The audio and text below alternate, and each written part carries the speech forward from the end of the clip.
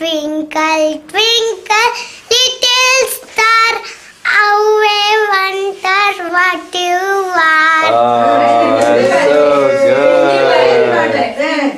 good. I'm going to play this for my church.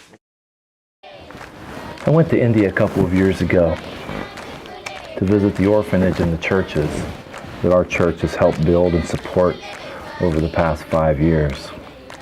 The pastor who ran that orphanage, Pastor Joseph, had passed away, leaving the 14 orphans to be cared for by his wife, son, and daughter. And I really felt called to go and help and to be a blessing to those people. But God had other plans.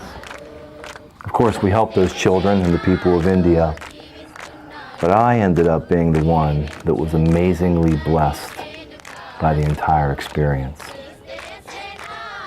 I still get emotional just thinking about it and seeing these photos again today. Isn't that just like God? We have this preconceived idea or our human perspective on what something is supposed to look like, or the order in which we'd like something to occur.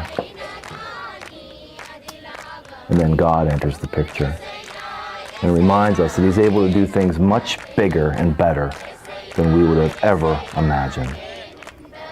I can't really explain it, but God used me in India and continues to use me in ways now that I would have never thought possible, by stretching me well outside my comfort zone.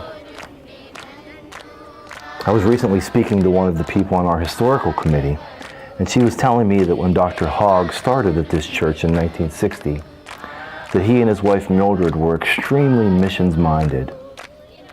Ever since that time, for the past 50 years, missions has been extremely important to this church. Because of our faithfulness to God, we are a church that has been truly blessed by God. Now, our missions team has a vision to build a sister church on every continent in the world. We've done it in Uganda, Africa, and our next project is to build a church in India, on the continent of Asia.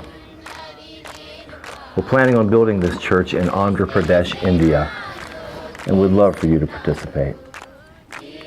As Pastor John always asks, are you where God has invited you to be? Now, not all of us can go to India, but we can all participate. Some people can offer the gift of prayer, and some can offer financial support, and some are able to go and minister. So I would encourage you to pray about missions and spreading the word of God to the ends of the earth. Feeding the poor is good. Delivering health care is good. But it's our job as Christians to deliver the word of God. If we don't do it, who will?